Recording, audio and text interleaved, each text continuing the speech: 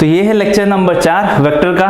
कुछ और क्वेश्चन है अपने पास, जो अपना लास्ट टाइटल था, लास्ट जो थर्ड पार्ट था उसमें भी अपन ने कुछ क्वेश्चन से सॉल्व किए थे, तो उसी टाइप के कुछ क्वेश्चन सही है। ये ज्यादा इंपॉर्टेंट कैटेगरी के क्वेश्चन हैं, ऐसे क्वेश्चन पूछे जाते हैं एग्जाम में। तो पहला क्वेश्चन देखो, टाइम वेस्ट नहीं करते हैं, पहले क्वेश्चन पे आते हैं। मीडियन, मीडियन आपको पता है, मीडियन किसी भी वर्टिसेस से जाता है। वर्टिसेस का मतलब क्या होता है? कॉर्नर, शीर्ष, हिंदी में क्या बोलेंगे? शीर्ष। वर्टिसेस से जाता है सामने वाली साइड पे, और सामने वाली साइड को दो बराबर भागों में डिवाइड करता है, बाइसेक्ट करता है। मीडियन ध्यान रखना। और जो मीडियन होता है ना, मीडियन का इंटरसेक्टिंग पॉइंट क्या हो जाता है अपना? सेंट्रोइड, उसको अपन सेंट्रोइड बोलते हैं। और जो सेंट्रोइड होता है ना, वो मीडियन को 2:1 में डिवाइड करता है। जनरल ज्योमेट्री वाले पार्ट है, ये आपको ध्यान होने चाहिए। मीडियन ऑफ ट्रायंगल एबीसी, तो ये रहा अपने पास ट्रायंगल एबीसी, है ना, थोड़ा सा बड़ा बना देते हैं, ABC। From A we get bisected at E। Median of triangle ABC from A, तो A से अपन ने ट्रायंगल का मीडियन ड्रॉ किया, तो ये हो गया AD अपने पास median. Bisected at E, E point पे बाइसेक्ट होता है। बाइसेक्ट मतलब क्या हुआ? दो बराबर पार्ट में डिवाइड होता है। तो ये सपोज करो ये E पॉइंट हुआ, तो कौन डिवाइड करता है इसको? दो, कौन बाइसेक्ट करता है इसको? BE। तो ये अपने पास BE लाइन हो गई, BE। अब ये मीडियन नहीं है, जरूरी नहीं है कि ये मीडियन हो, है ना, ऐसा बोला नहीं है उसने। Bisected and BE meets AC, तो BE मीट्स AC। और BE जो है ना, वो AD को E पॉइंट पे बाइसेक्ट करती है। अब BE मिड पॉइंट नहीं है, मतलब मीडियन नहीं है, ऐसा कुछ कंपलसरी नहीं है। तो ये तो अपने पास E जो है bisected at E, bisected at E and BE meets AC at F। तो AC को F पे मीट करते, तो ये वाला F वाला पॉइंट है और ये वाला पॉइंट अपने पास E है। जो E पे AD बाइसेक्ट होता है, मतलब ये और ये पार्ट क्या है? सेम है, मतलब इसका रेशो भी 1 होगा, इसका रेशो भी 1 होगा। क्या पूछा है? AF अपॉन FC की वैल्यू पूछी है अपन से कि AF अपॉन FC की वैल्यू क्या होगी, तो F को ही अपन को बताना है। तो देखो अच्छी कैटेगरी का क्वेश्चन है। जैसा अपन ने सीखा था, क्या सीखा था? किसी को भी एक को ओरिजिन मान लो, उसके बाद इस क्वेश्चन को सॉल्व करना है। तो किसको ओरिजिन मानते हैं अपन? इसको ओरिजिन मान लिया मैंने, O, तो ये कितना हो जाएगा? ये C वेक्टर हो जाएगा, ये कितना हो जाएगा? ये A वेक्टर हो जाएगा, ठीक है। अब ये भी क्या है? मिड पॉइंट है ना, मीडियन है। AD तो सामने वाली साइड को बाइसेक्ट करता है, तो इसका रेशो 1 और 1 है। तो यहाँ पे D के कोऑर्डिनेट्स क्या हो जाएंगे? C vector plus 0 vector upon 2, मतलब C वेक्टर अपॉन 2। ये क्या हो गया अपने पास? मीडियन। अब देखो ये भी 1 है और ये भी क्या है? 1 है। ये भी 1 है और ये भी 1 है, तो इसके वेक्टर्स क्या है? A vector. तो E के कोऑर्डिनेट्स आ जाएंगे क्या अपने पास? पॉइंट E के क्या होंगे? A vector plus C vector upon 2 है ना, A plus B by 2। Mid point ही तो है, E क्या है? AD का मिड पॉइंट है, तो इसका वेक्टर C वेक्टर अपॉन 2। तो ये कितना हो गया? E का पॉइंट कितना आया? E की वैल्यू यहां से अपने पास निकल के आई है, E की वैल्यू निकल के आई है। एलसीएम लोगे तो कितना हो जाएगा? 2A vector plus C vector upon 2। ठीक है, ये भी क्लियर हुआ। कोई दिक्कत इसमें? कोई दिक्कत वाली बात नहीं, E भी आ गया। अब देखो F अपन को बताना है, तो F को ही लैम्डा और 1 में सब डिवाइड करना पड़ेगा अपन को। तो एक तो F की वैल्यू मैं यहां से ले लेता हूं, लैम्डा कॉमा 1। अपन को AF अपॉन FC की वैल्यू बतानी है। क्या बताना है? AF upon FC। तो ये मैंने लैम्डा रेशो 1 सपोज कर लिया, AF को लैम्डा, इसको 1 सपोज कर लिया। अपन को लैम्डा की वैल्यू ही बतानी है क्वेश्चन में। पर देखो जैसा अपन ने लास्ट क्वेश्चन में किया था, अगर आपने प्रीवियस लेक्चर देखा हो तो लास्ट क्वेश्चन में अपन ने क्या किया था? यहाँ पे जो है ना, F को एक और रेशो में डिवाइड किया था।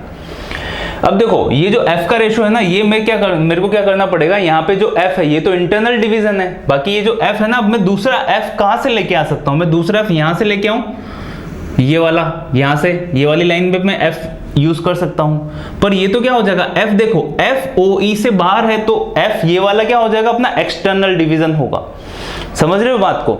तो ये थोड़ा सा इंपॉर्टेंट स्टेप है। देखो मैं पहले आपको बता देता हूं, जैसे AF रेशो FC, मैंने क्या लिया? लैम्डा रेशो 1, ये लिया इंटरनल डिवीजन। दूसरा एक और F ले रहे हैं अपन। अब इसमें मैंने क्या लिया? OF upon OE। तो OF को मैंने म्यू ले लिया, या K ले लो, K ज्यादा आसान है, K अपॉन OE को मैंने 1 ले लिया। ठीक है, तो देखो मैं डायग्राम थोड़ा सा बिगाड़ रहा हूं, बाकी ये आपको समझाना जरूरी है। मतलब यहां से लेके यहां तक का पूरा कितना है?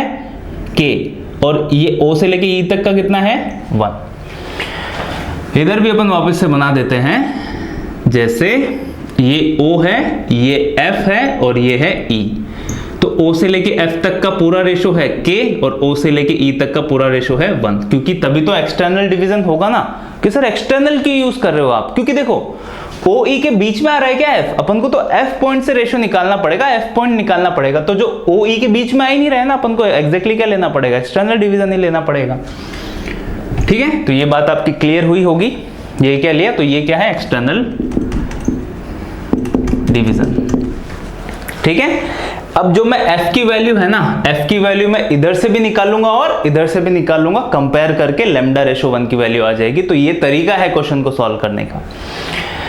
अब जो F पॉइंट है और जो F पॉइंट है, ये कहां से, ये इधर वाला है और ये इधर वाला है ना। अब F पॉइंट इधर से निकालो लैम्डा रेशो 1 से, तो देखो इसका वेक्टर A है, इसका वेक्टर C है, तो कितना हो जाएगा, ये मिड पॉइंट नहीं है, तो lambda into C vector, lambda into C vector plus 1 into A vector, तो A वेक्टर आएगा अपॉन लैम्डा प्लस 1। ये हो गया F की वैल्यू। सिमिलरली इधर भी F की वैल्यू निकालनी है, तो देखो यहां से अपन निकालते हैं।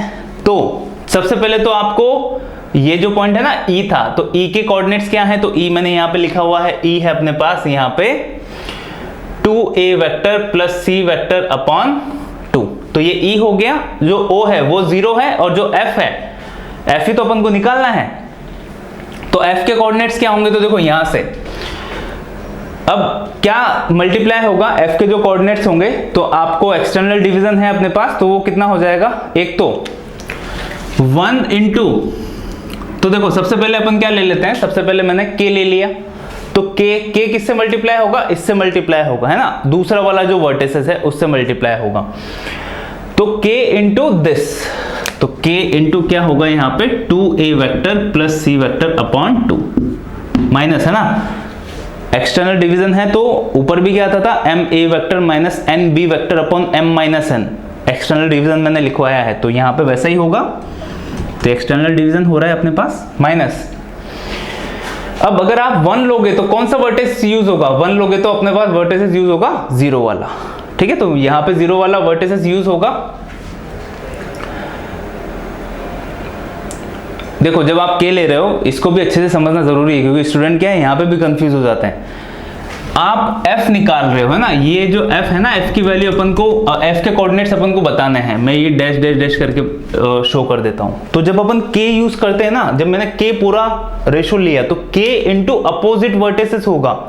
जैसे यहाँ पे भी अपन ने क्या करते थे, यहाँ पे अपन ने क्या किया, लैम्डा इंटू C किया था, फिर 1 इंटू अपोजिट वर्टेक्स A किया था, वैसे ही यहाँ पे करेंगे K इंटू, अब यहाँ 0 आ रहा है तो अपोजिट वर्टिसेस क्या हो जाएगा अपने पास 2A vector plus C vector upon 2, opposite vertices plus 1 opposite vertices कौन सा होगा, E, तो यहाँ पे सॉरी O होगा यहाँ पे, तो O क्या होगा अपने पास सीधा वो, नहीं मैंने रेशो ही गलत ले लिया है, इस वजह से कंफ्यूजन हो रहा है। F से रेशो होगा ना, तो क्या लेंगे, यहां से लेके O तक का रेशो K है और O से लेके E तक का रेशो 1 है, तो 1 इंटू 0 होगा। अभी क्लियर हो गई है बात, तो मैंने थोड़ी सी मिस्टेक कर दी थी, ये वाला 1 नहीं होगा, अपन F से ले रहे हैं ना, तो F से O तक का K है और F से E तक का 1 है, F से O तक का K है और F से E तक का 1 है। तो ये मिस्टेक हो गई थी, अभी क्लियर है। बाकी रिजल्ट में कोई दिक्कत वाली बात नहीं होगी। K इंटू अपोजिट वर्टिसेस ये हुआ, 1 इंटू अपोजिट वर्टिसेस 0 होगा, तो यहाँ पे minus 1 into 0 upon K minus 1, कोई दिक्कत वाली बात नहीं है। ठीक है, अभी सॉल्व करो इसको, तो मैं एलसीएम अलग अलग कर देता हूँ, lambda C vector upon lambda plus 1 plus A vector upon lambda plus 1 equals to, यहाँ पे ये तो 0 की तरफ चला गया, K के साथ क्या क्या आएगा, तो K के साथ लिख दो, यहाँ पे अपने पास आने वाला है A वेक्टर, और दोनों अलग अलग कर देते हैं अपन। तो जब मैं एलसीएम अलग अलग करूंगा तो यहाँ पे कितना होगा 2A vector K upon 2K minus 1, यही होगा, plus KC vector upon 2K minus 1। ठीक है, कोई दिक्कत वाली बात नहीं है यहाँ पे, यही हुआ। और कुछ दिक्कत इसमें C भी आ गया, A भी आ गया, B का ओपन ने ओरिजिन लिया हुआ है। ठीक है, आगे सॉल्व करते हैं। अब C वेक्टर के कोएफिशिएंट कंपेयर करो, तो ये है यहाँ पे सी वेक्टर, ये है यहाँ पे अपने पास सी वेक्टर। तो यहाँ पे क्या आया, lambda upon lambda plus 1 equals to k upon 2 into k minus 1, ये निकल के आया। ए वेक्टर के कोफिशिएंट, तो यहाँ पे ए वेक्टर का कोफिशिएंट कितना है 1 अपॉन लेमडा प्लस 1, यहाँ पे ए वेक्टर का कोफिशिएंट कितना है 2k upon 2 into k minus 1। किसकी वैल्यू बतानी है आपको, वैल्यू बतानी है लेमडा की। तो देखो ये k अपॉन, इसकी वैल्यू मैं ये पुट कर सकता हूँ यहाँ पे, ये देखो यहाँ पे आ रहा है ना k upon 2 into k minus 1, तो k upon 2 into k minus 1 की वैल्यू क्या हो जाएगी, लेमडा अपॉन लेमडा प्लस 1। ये वैल्यू यहाँ पे पुट कर दो, अपने पास आंसर आ जाएगा। तो देखो यहाँ पे क्या हुआ, लेमडा अपॉन लेमडा प्लस 1 था इक्वल्स टू, यहाँ पे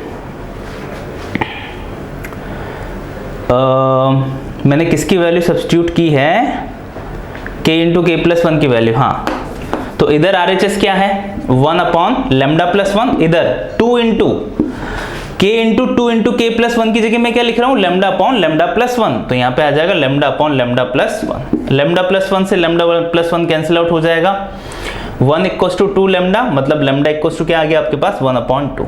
तो रेशो कितना आ गया 1:2, है ना। तो ये 1:2 में डिवाइड करता है, आंसर आ गया है। तो देखो थोड़े से सिंपल भी होते हैं, अगर आपको समझ आ गया ना तो काफी सिंपल है, और अगर समझ नहीं आया तो थोड़े से डिफिकल्ट होते हैं। मैंने समझाने की आपको पूरी कोशिश की है, इंटरनल एक्सटर्नल डिवीजन से सॉल्व करोगे।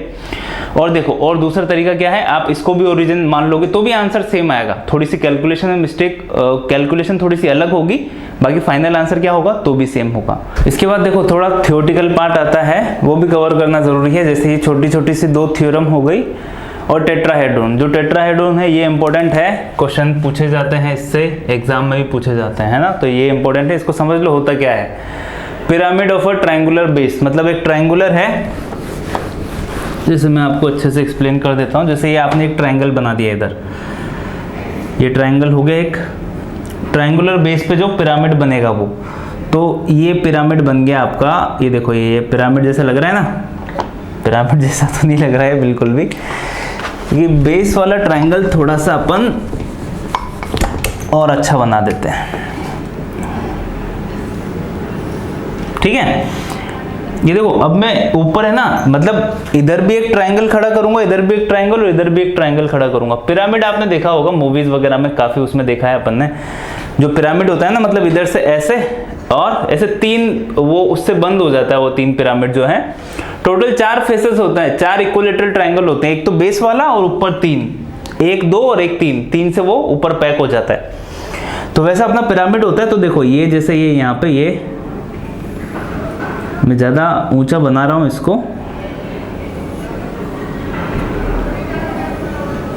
इस टाइप से, बाकी थोड़ा सा टेढ़ा बनाएंगे ना तो और अच्छे से बनेगा। आप लोग समझ गए होंगे फीलिंग क्या है टेट्राहेड्रॉन की। एक ट्रायंगल लेना, जैसे एक बार और लास्ट बार कोशिश कर लेते हैं अपन,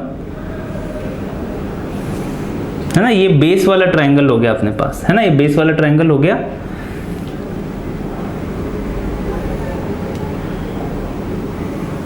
ये थोड़ा सा फीलिंग आ गई होगी आपको इसमें, जैसे नीचे एक ट्रायंगल है और ऊपर 3 ट्रायंगल से अपन ने पैक कर दिया उसको, तो पिरामिड वाली बेसिक फीलिंग हो गई। अब देखो आगे क्या है, पिरामिड ऑफ बेस ट्रायंगल, है ना, समझ गए। हैज 4 इक्विलेटरल ट्रायंगुलर फेसेस, तो चारों के चारों जो होते हैं ना ट्रायंगल, वो इक्विलेटरल होते हैं अपने, बेस वाला भी और ऊपर जो 3 होते हैं वो भी। Line joining the vertices of the, ये जो लाइन है ना ये इंपॉर्टेंट है। देखो ध्यान क्या रखना है कि जो इसका सेंटर या फिर सेंट्रोइड होता है ना, उसकी वैल्यू क्या होती है, A vector plus B vector plus C vector plus D vector upon 4 उसकी वैल्यू होती है। कि सर ये कहां से आया, क्या हुआ पूरा, तो मैं आपको एक बेसिक समझा देता हूं। जैसे देखो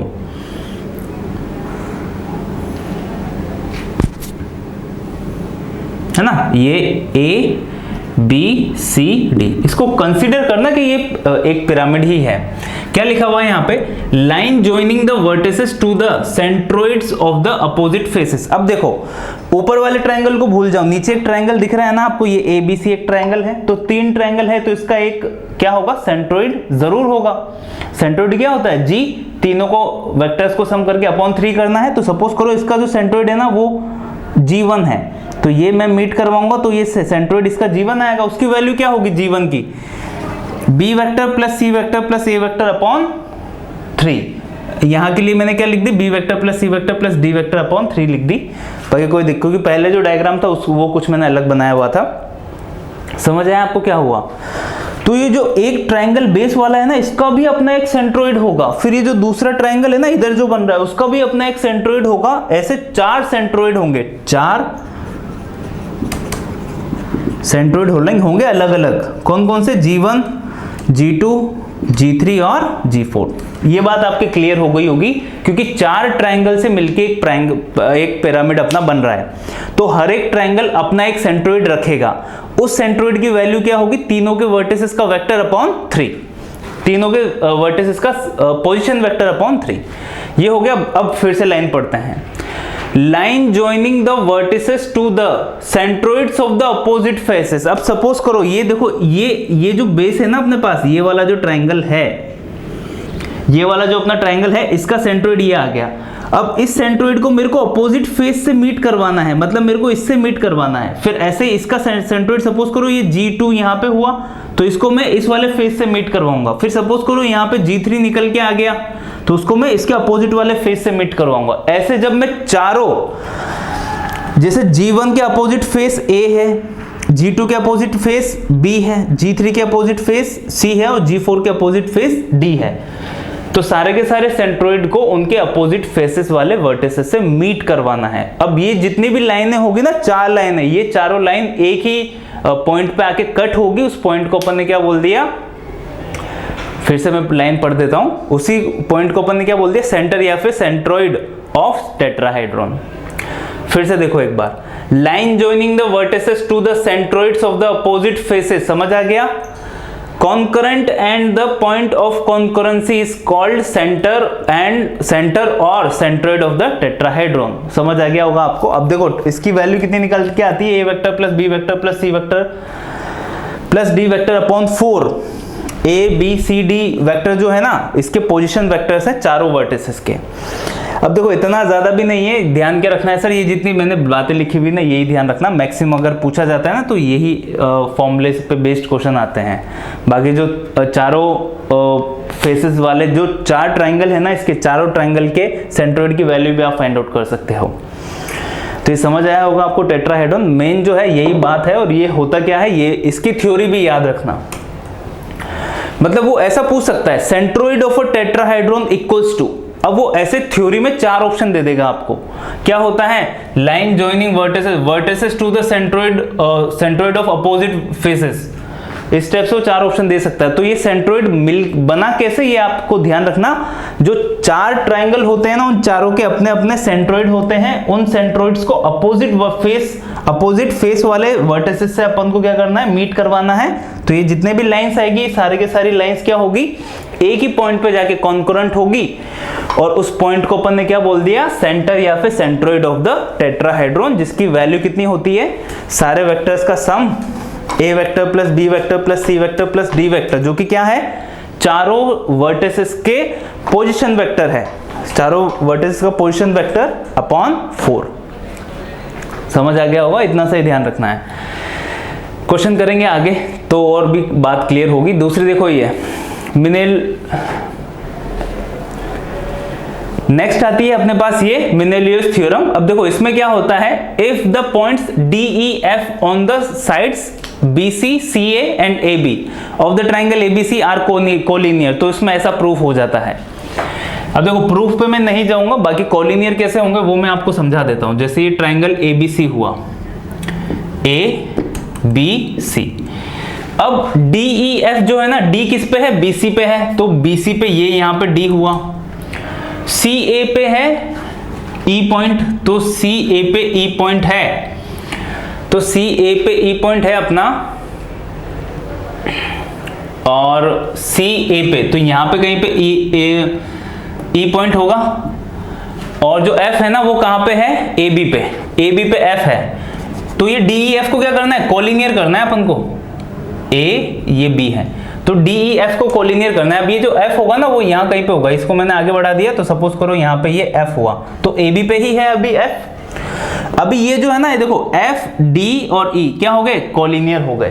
तो यहाँ पे अलग से वो हो जाता है अपने पास कंस्ट्रक्शन, ये कंस्ट्रक्शन हुआ अलग से, दिख रहा है आपको क्या हुआ। तो अभी देखो ये जो डी ई एफ है ना, ये कोलिनियर हो गए एक ही लाइन पे। अगर ऐसा हुआ तो क्या होगा, B D upon D C into C E upon E A into A F upon B F, उसकी वैल्यू कितनी हो जाएगी, सीधी 1 हो जाएगी। ये जो लिखा हुआ है ना, B D upon D C, C E upon E A F upon B F, इसकी वैल्यू कितनी हो जाएगी आपके पास, सीधी 1 हो जाएगी। तो ये समझ आया होगा आपको क्या हुआ। इसको प्रूफ कैसे करेंगे, देखो प्रूफ पे जाने की जरूरत नहीं है, थ्योरम जो है वो ध्यान रखना। अगर ऐसा होगा, जैसे देखो ए जो 3 साइड्स हैं, ये पहली वाली साइड है ए बी, तो ए बी पे एक पॉइंट है एफ, दूसरी वाली साइड है बी सी, बी सी पे एक पॉइंट है डी, तीसरी वाली साइड है ए सी, ए सी पे एक पॉइंट है ई। अगर ये जो तीनों पॉइंट हैं एफ ई और एफ डी और ई, तीनों कोलिनियर हो जाते हैं, एक ही लाइन पे आ जाते हैं, तो ये वाली थ्योरम अप्लाई होगी। क्या हुआ इसमें, समझ आ गया आपको। कभी कभी किसी किसी क्वेश्चन में यूज होगी, 1-2 क्वेश्चन में इस पे बेस्ड भी करवा दूंगा आपको। केवास थ्योरम, अब देखो ये क्या है, ये भी इंपॉर्टेंट है, कभी कभी क्वेश्चन इस पे ही पूछे जाते हैं। दोनों सिमिलर ही है, रिलेटेड ही है, और इतनी कोई इंपॉर्टेंट नहीं है। एक बार आप देखते हो ना तो ही समझ आ जाता है कि हाँ क्या हो रहा है इसमें, एक बार में याद रह जाएगी। जैसे मैंने समझाया होगा ना, अब आपको ध्यान रहेगा कि सर ये रिजल्ट कैसे याद रखना है। रिजल्ट तो बहुत सिंपल है। अब रिजल्ट ऐसे याद रखो आप, ए बी सी है ना, ये यहाँ पे डी था, यहाँ पे ई था और यहाँ पे एफ था। रिजल्ट कैसे याद रखोगे, B D upon D C into C E, बस C E upon E A into A F upon F D, बस 1। ऐसे ऐसे रिजल्ट याद रखना है, वैसे ही वहां पे लिखा हुआ है। तो अपन को ए बी ये इसको यहाँ पे कंसीडर करके याद रखना है। जो नेक्स्ट थ्योरम है वो भी रिलेटेड ही है, देखो क्या है, if a line joining a point O to the vertices of triangle ABC meets the opposite sides in DEF respectively. तो इसमें भी क्या है, एक ट्राइंगल है अपने पास ABC, ये अपोजिट साइड पे मीट करेगा, D पे BE और CF मीट कर दिया। तो ये अगर O पे मीट कर रहे हैं, तीनों जो AD BE और CF है, तीनों O पे मीट कर रहे हैं, तो यहाँ पे भी same to same result possible होता है। BD upon DC equals to CE upon EA equals to AF upon FB, same to same लिखा हुआ है जो यहाँ पे लिखा हुआ था, वो भी उनकी वैल्यू भी कितनी होगी, 1 होगी। एक बार मैं रिजल्ट फिर से पढ़ रहा हूँ। If a line joining a point O, if a line joining a point O है ना, एक ये वाली line joining a point O, ये वाला पॉइंट O है अपना, to the vertices of triangle ABC, to the vertices of triangle ABC meets the opposite side, मतलब ये O से A को मीट करने वाली लाइन अपोजिट साइड्स पे D पे, इधर E पे और इधर F पे मिलती है, तो उसमें ऐसा होगा। तो दोनों थ्योरम रिलेटेड ही है, देखो रिजल्ट तो दोनों का सेम है। ये कुछ और बोल रही है, ये कुछ और बोल रही है। इसमें तो सीधा सीधा से ये वाला डायग्राम याद रखना है। बाकी उसमें थोड़ा सा पॉइंट था कि DEF कोलिनियर होने चाहिए, तो वो कैसे कोलिनियर होंगे वो भी मैंने आपको एक्सप्लेन कर दिया। ठीक है, तो ये पार्ट भी आपको क्लियर हुआ होगा।